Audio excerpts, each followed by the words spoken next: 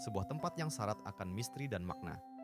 Bagi masyarakat adat, ini bukan sekadar hamparan pepohonan, tetapi rumah bagi roh leluhur, penjaga keseimbangan alam, dan sumber kehidupan yang tak ternilai. Namun, tahukah kamu, di balik mitos, pantangan, dan aturan adat yang melekat, hutan larangan ternyata menyimpan konsep konservasi yang luar biasa, bahkan sejalan dengan prinsip ekologi modern. Zona perlindungan ketat, pemanfaatan berkelanjutan, hingga keseimbangan ekosistem telah mereka terapkan jauh sebelum ilmu lingkungan berkembang. Jadi, bagaimana sebenarnya masyarakat adat menjaga hutan ini? Apa saja rahasia di balik ketatnya aturan yang mereka terapkan? Yuk, kita telusuri bersama kisah luar biasa di balik hutan larangan.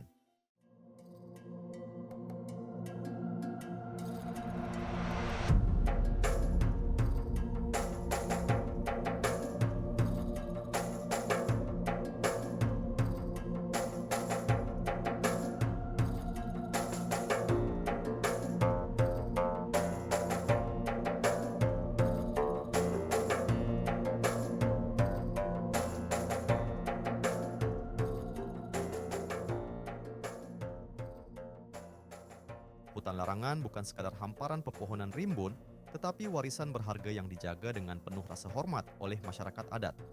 Kawasan ini dilindungi berdasarkan aturan adat dan kepercayaan setempat, di mana hutan dianggap keramat dan tidak boleh ditebang atau dimasuki sembarangan tanpa izin. Setiap suku memiliki cara tersendiri dalam menjaga hutan larangan mereka. Misalnya, suku Dayak di Kalimantan menjaga hutan mereka sebagai sumber kehidupan yang sakral.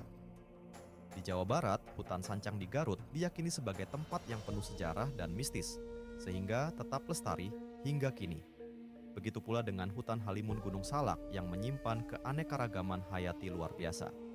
Di Sumatera, suku Mentawai memiliki aturan ketat dalam memanfaatkan hasil hutan tanpa merusak keseimbangannya.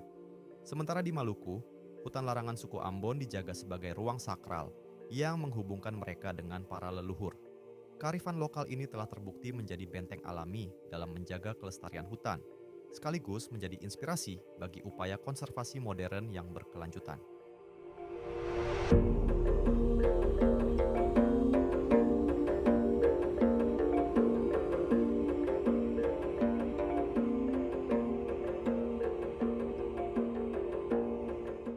Hutan larangan bukan sekadar cerita turun-temurun atau mitos belaka.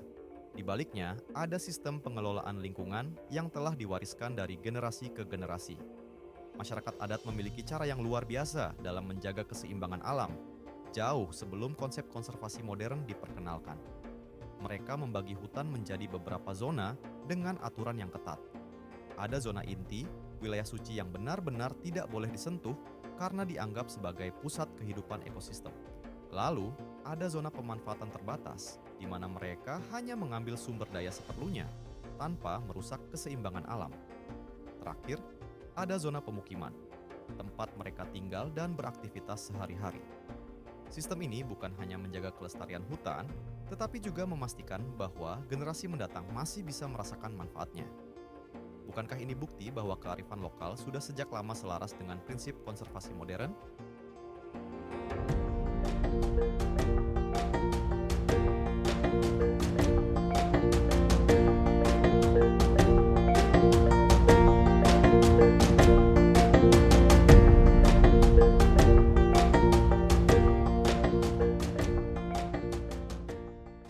Bagi masyarakat adat, hutan larangan bukan sekadar kawasan hutan biasa, tetapi juga memiliki makna spiritual yang sangat mendalam.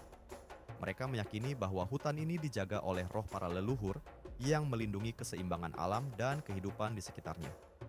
Oleh karena itu, setiap orang yang memasuki kawasan ini harus bersikap hormat, mengikuti aturan adat, dan tidak boleh sembarangan menebang pohon atau merusak lingkungan. Menariknya, kepercayaan ini tidak hanya berkaitan dengan aspek spiritual, tetapi juga memiliki manfaat ekologis yang sangat besar. Dengan menjaga kelestarian hutan larangan, masyarakat adat secara tidak langsung turut melestarikan ekosistem, menjaga keberlangsungan flora dan fauna, serta mencegah bencana alam seperti banjir dan longsor. Hutan yang tetap rimbun mampu menyerap air hujan dengan baik, mengurangi risiko erosi tanah, serta menjadi habitat bagi berbagai spesies yang berperan dalam keseimbangan ekosistem.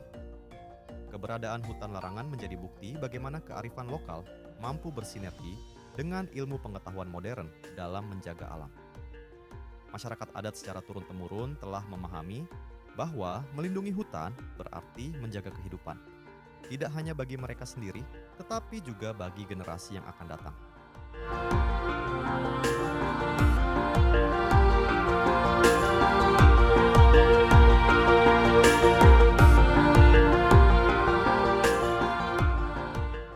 Masyarakat adat telah lama menjadi penjaga bijak dalam menjaga keberlanjutan dan konservasi lingkungan.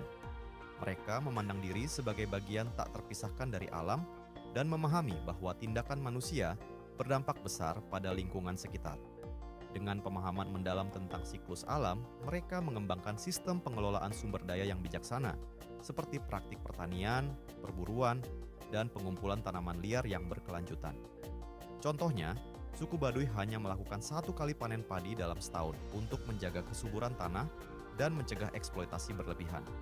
Pengetahuan dan teknik berharga ini diwariskan secara turun-temurun melalui tradisi lisan, praktik adat, dan ritual. Di Kecamatan Molo, Nusa Tenggara Timur, generasi muda masyarakat adat membentuk komunitas Lakoat Kujawas dan mendirikan Laboratorium Budaya Ume Fatum Taum sebagai upaya regenerasi pengetahuan budaya. Sikap hormat terhadap alam juga tercermin dalam ritual yang dilakukan sebelum membuka lahan atau menebang pohon, seperti yang dilakukan oleh suku Pipitak di Kalimantan Selatan. Mereka percaya bahwa merusak hutan berarti mengancam kehidupan, karena alam adalah sumber penghidupan utama mereka. Dengan mengadopsi kearifan lokal ini, kita dapat belajar untuk hidup selaras dengan alam dan menciptakan masa depan yang berkelanjutan bagi planet ini.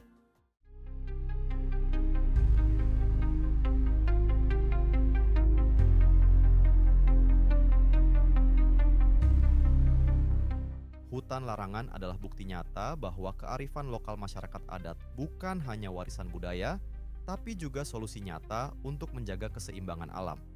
Dengan melindungi hutan ini, mereka tidak hanya mempertahankan tradisi, tetapi juga menjaga bumi tetap lestari bagi generasi mendatang. Kita pun bisa ikut berkontribusi, mulai dari menyebarkan kesadaran, mendukung upaya konservasi, hingga menerapkan gaya hidup ramah lingkungan. Bersama, kita bisa menjaga warisan berharga ini. Jangan lupa like, komen, dan subscribe agar kamu tidak ketinggalan cerita inspiratif lainnya tentang budaya dan lingkungan. Sampai jumpa di video berikutnya.